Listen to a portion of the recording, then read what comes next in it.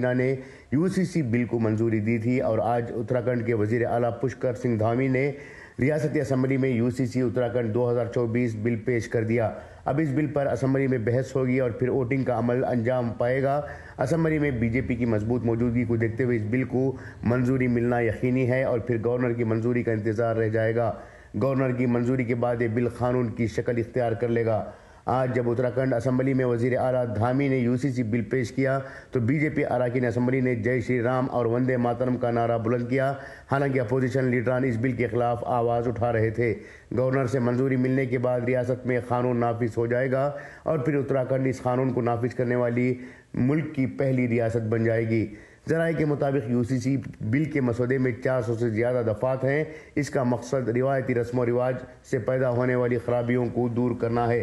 चूँकि हिंदू, ईसाई और पारसी के लिए दूसरी शादी जुर्म है, इसलिए कुछ लोग दूसरी शादी के लिए मजहब तब्दील कर लेते हैं।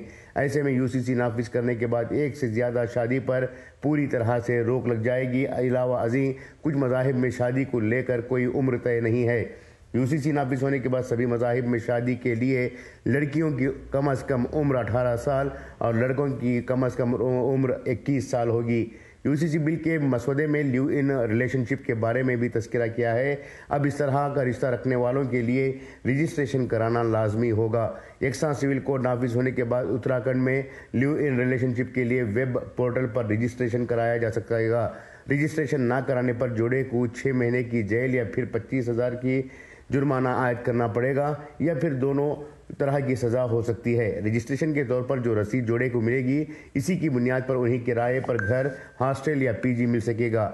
यूसीसी में लिव इन रिलेशनशिप की वाज़ेह तशरीह भी पेश की गई है।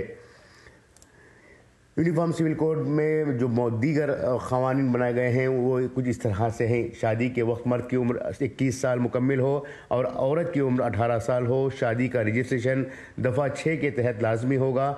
ऐसा ना करने पर 20,000 रुपये का जुर्माना लगेगा। तलाक़ के लिए कोई भी मर्द या खातून अदालत में तब तक नहीं जा सकेगा जब तक कि शादी की मुद्दत कार 1 साल ना होगी। शादी चाहे किसी भी मजहब रस्म के तहत किया गया हो, लेकिन तलाक सिर्फ अदालती तरीके से ही होगा।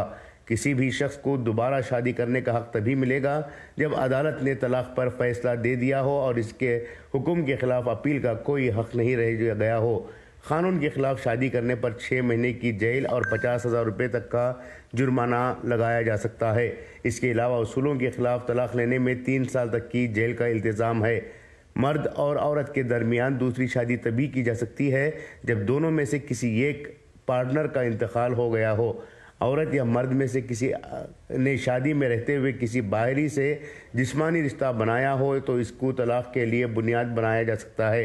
अगर किसी ने नामर्दी के बावजूद या क़सदन बदला लेने के लिए शादी की है तो ऐसे में तलाक के लिए कोई भी अदालत जा सकता है। अगर मर्द ने किसी खातून के साथ असमत दरी की हो या शादी में रहते हुए खातून किसी दीगर मर्द से हामिला हुई हो तो ऐसे में तलाक के लिए अदालत में अर्जी दाखिल की जा सकती है।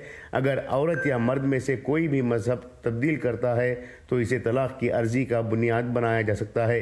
मिल्कियत को लेकर औरत और मर्द के दरमियान बराबर का हक़ होगा। इसमें किसी भी तरह की तफरीक नहीं की जाएगी। ब्यूरो रिपोर्ट, इनकलाब न्यूज़, उत्तराखंड। राजस्थान में आप भी भाजपा के विधायक की सरकार आपकी है, क्या चाहेंगे, क्या प्रतिक्रिया है? वही चाहेंगे जो उत्तराखंड ने चाहा है। देवभूमि से शुरुआत हुई है और शौर्य और पराक्रम की भूमि है राजस्थान। हम लोग भी समान नागरिक संहिता के पक्ष में हैं और यह भारतीय जनसंघ से लेकर भारतीय जनता पार्टी के मूल में है। धारा 370 की समाप्ति, समान नागरिक संहिता, तो यह तो होना ही होना है। हम उसका स्वागत करते हैं और यह उम्मीद करते हैं कि राजस्थान में भी जल्दी होगा। इस बारे में मुख्यमंत्री से बात करेंगे आप? करने की जरूरत ही नहीं है। जैसे सबके दिल में राम है वैसे ही सबके दिल में है समान नागरिक संहिता। होगी यहाँ पर भी? निश्चित होगी, निश्चित होगी।